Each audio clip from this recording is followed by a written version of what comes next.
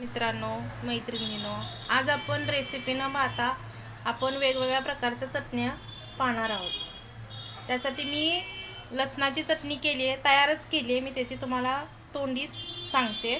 याच्यात आपण लसूण घेतलाय, खोबरं 1 वाटी घेतले खिसून, तीळ अर्धी वाटी घेतली, ते जिन्नस सगळं भाजून घेतलंय आणि नंतर लसूण जास्त वापरलाय। नंतर मग मिक्सरला मी फक्त लसूण बारीक केला, त्याच्यानंतर मग खोबरं आणि तीळ जे भाजून घेतले ते बारीक केलं आणि त्याच्यात मग नंतर चटणी आणि लाल तिखट आपली असते ना, लाल तिखट घरचं नाही आहे, आपल्याला जे दुकानात भेटतं लाल तिखट पावडर, ती वापरून ही लसणाची चटणी बनवली आहे। आता ही शेंगदाण्याची चटणी बनवली, ह्याच्यात मी शेंगदाणे चांगलं भाजले, त्याच्यामध्ये लसूण टाकलाय, लसूणाचे 4-5 पाकळ्या घेतल्या, शेंगदाणे अर्धी वाटी घेतली आहे, चांगली भाजले खरपूस शेंगदाणं। त्याच्यानंतर त्याच्यात मी जिरं टाकलंय 1 मोठे 2 चमचे आणि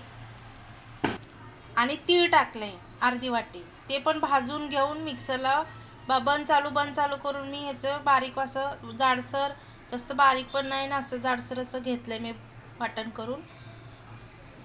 ह्याच्यात आपण चटणी जसं लसणाच्या चटणीमध्ये टाकलं तर तिखट मीठ, फक्त तिखट मीठच टाकलंय आणि अशी मोकळी झाली पाहिजे आपल्याला चटणी, असं त्याचा लदगा नाही झाला पाहिजे चटणीचा।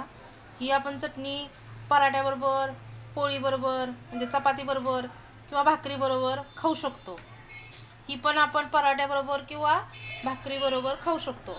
आता ही चटणी आहे कढीपत्त्याची, तर मी काय केलंय, उडदाची डाळ थोडीशी अशी कोरडी भाजून घेतली, आपण चिवड्यात वापरतो ते डाळ भाजून घेतलंय, शेंगदाणा अर्धी वाटी भाजून घेतलंय, आणखीन कढीपत्ता असा कोरडाच वाळवला मी, कढीपत्ता मार्केटमधून येऊन उन्हाला 2 दिवस वाळवला आणि त्याच्यानंतर मी ही चटणी केली, तो पण असा हलकासा मंद गॅसवरती भाजला। ह्याच्यात पण लसणाच्या 4-5 हे आहेत,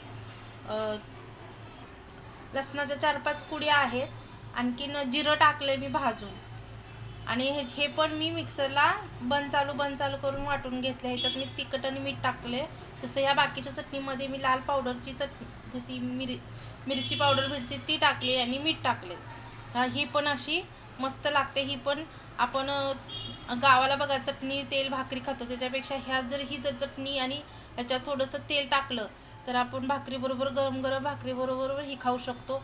जर माझा हा व्हिडिओ तुम्हाला आवडला असेल तर प्लीज माझ्या चॅनलला सबस्क्राईब करा, लाईक करा आणि शेअर करा। थँक्यू।